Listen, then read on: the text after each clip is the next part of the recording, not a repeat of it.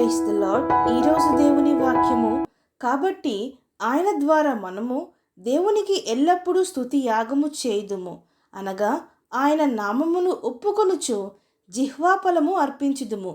హెబ్రీలకు రాసిన పత్రిక 13వ అధ్యాయము 15వ వచనము. ప్రజలారా, అపోస్తుడైన పౌలు ఈ విధంగా అంటున్నాడు, ప్రజలారా, మీరు ఆయన ద్వారా అనగా యేసుక్రీస్తు ద్వారా మనము దేవునికి ఎల్లప్పుడూ స్తుతియాగము చేయుదుము, అనగా దేవుని నామమును ఒప్పుకొనుచు జిహ్వాఫలము మన నోట నుండి వచ్చు ఫలము అర్పించుదుము అని. ప్రజలారా, స్తుతియాగము, కృతజ్ఞతాస్థుతులు ఇవి మనము దేవుణ్ణి గుర్తు చేసుకుంటూ ఆయనను మన హృదయంలో అనుభవిస్తూ దేవునికి హృదయంలో నుండి మన నోటి ద్వారా అర్పించునవి. మనము ఆచారంగా కేవలము పదాలతో, మాటలతో పాటలు పాడుతూ ఉంటాము, ఆచారంగా స్తుతులు అర్పిస్తూ ఉంటాము. కానీ దేవునికి స్తుతియాగము చేయటము వలన మనము ఎంత శక్తి పొందుకొందుమో, ఎంతగా మనము సేద తీరుదుమో, ఎంత నెమ్మది ధైర్యము పొందుకొందుమో మనకు తెలియదు. కానీ నిజమైన స్తుతి కృతజ్ఞతలు హృదయంలో నుండి వచ్చును. ప్రజలారా, మనము కొన్నిసార్లు ఎటూ తోచక ఉంటాము, బంధింపబడిన స్థితిలో భారంగా భయపడుతూ ఉంటాము.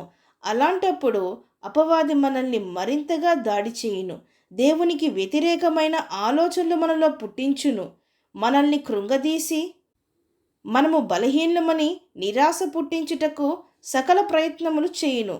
మనలో అవిశ్వాసమును, అపనమ్మకమును, దేవునిపైన ప్రేమను తొలగించాలని చూచును. అయితే మనము అపవాదికి చోటియక, లేక దేవుణ్ణి దూషించక, మనల్ని మనమే తిట్టుకొనక, అసహ్యించుకొనక, వాటన్నిటినీ మనసులో నుండి తొలగించి మనసారా దేవుణ్ణి స్తుతింపవలెను. ఏమి స్తుతించాలో నాకు రావట్లేదు అని అనకుడి. దేవుడు మనము పుట్టినప్పటి నుండి నేటి వరకు మన జీవితంలో చేసిన మేలులను, విడుదలను, రక్షణను, స్వస్థతలను, గొప్ప కార్యములన్నిటిని బట్టి తలంచుకొని హృదయానుసారముగా స్తుతించుడి. ఆయన గొప్పతనం ఎరిగి, ఆయన మహాదేవుడని ఎరిగి ఆయనను స్తుతించుడి.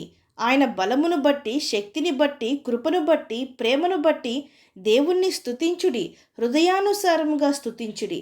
అందుకే వాక్యము చదివితే మన దేవుడు ఎంత గొప్ప దేవుడో తెలుసుకొని, మన ప్రభువైన యేసుక్రీస్తు నామమును బట్టి మనము దేవుణ్ణి స్తుతించినప్పుడు ఆయనే నిజ ప్రభువని, దేవుడని, రక్షకుడని, తండ్రి అని మన నోటితో మనము ఒప్పుకొని స్తుతించినప్పుడు మన బాధ అంతా దేవుడు తీసివేయును, మన భారమంతా తొలగిపోవును. ఎందుకనగా స్తుతించిన తరువాత, కృతజ్ఞతాస్తుతులు చెల్లించిన తరువాత, ఇంతవరకు మనల్ని కాపాడిన దేవుడు ఎంత గొప్ప దేవుడో, ఆయన ఇక ముందును కూడా మనల్ని కాపాడును అన్న ధైర్యం మనకి కలుగును. దేవాది దేవుని ముందర మన సమస్య ఎంత చిన్నదో మనము ఎరుగుదుము. అంత మాత్రమే కాక మనము దేవుణ్ణి స్తుతించుచున్నాము అని అపవాది పారిపోవును, మనలో విశ్వాసము పెరుగును, అపవాది బంధకములు మనలో నుండి ఊడిపోవును. ప్రజలారా, దావీదు అనేక శ్రమలు, పోరాటముల ద్వారా వెళ్ళెను.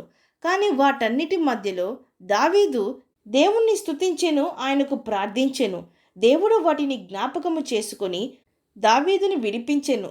పౌలు శీలులు కూడా చెరసాల్లో బంధింపబడినప్పుడు వారు ఆ కొరడా దెబ్బలకు ఏడ్చి బాధపడలేదు, కానీ సంతోషించి దేవుణ్ణి స్తుతించిరి.